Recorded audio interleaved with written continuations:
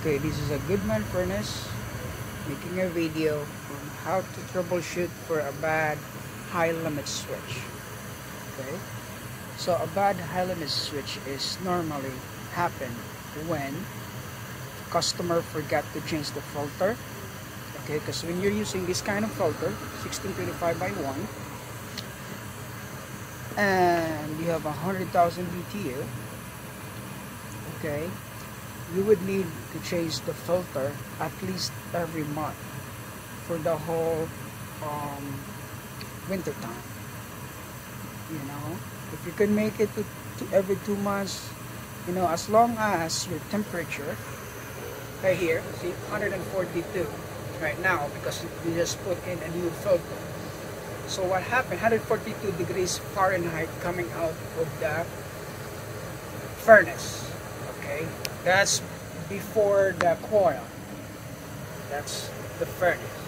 Okay, so as the furnace keeps running, temperature gets higher and higher. Okay, but when you have a clogged up filter, the airflow is going to go so slow that the heat transfer is getting so slow, so the furnace limit switch, high limit switch, will be triggered to turn off because we don't want it to overheat.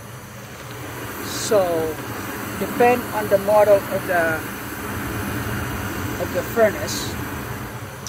Sometimes they would turn off at 150, sometimes they would turn off at 160, depends on what it is, and some of them might turn off at 180.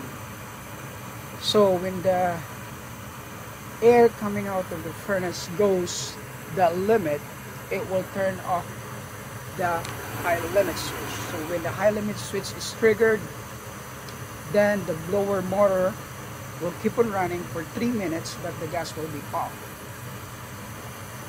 So it will do that for 3 minutes, and then it recycles again because the limit switch will cool down. So let's say it turns off at 180 and turn back on like 150 or 140. So it goes on and on, on and on. But that limit switch should never be triggered.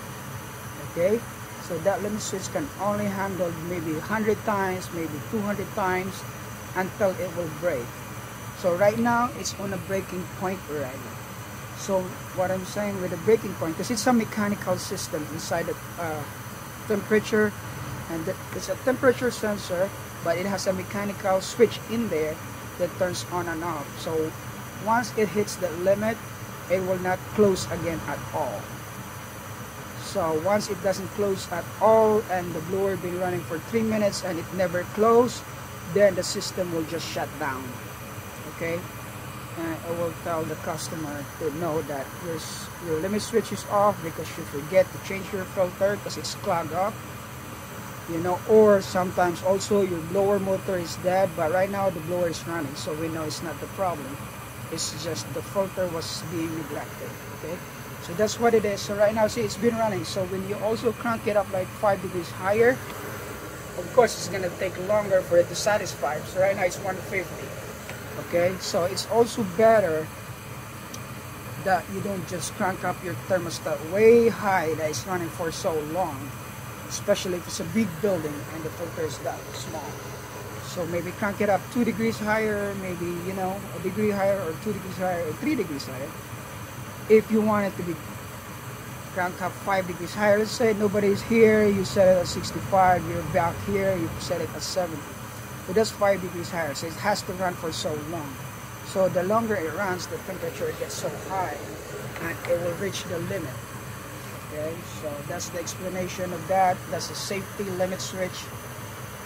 So you just gotta call our supplier, get that limit switch, because that limit switch right now is back on because I tried to tap in it, like manually tap it to click it again until I get the new one. Okay, but that should not be always the case. You should just change them right away. But the supplier is only a few minutes away, so it's getting at the run. Also, if you don't know, let's say don't tap it again if you have a multimeter, you also can check for 24 volts. So what I did when I came here, I checked for 24 volts from this flame rollout switch to the ground, and I get the power to the left side and to the right side. So that was not the problem. Same thing over here. And then when I go to the limit switch, I tap on the one leg to the ground, and there was no power. That gives me a reason that that was open, and as soon as I tap in it, it makes a contact again, and then it works. Okay, but that needs to be changed. It's not bypassing. I just tap it to click it again because it's a mechanical switch inside. Okay, that's a 5-minute video helping you out. Thank you. And that's a GMS 100 or AT 100. Thanks, guys.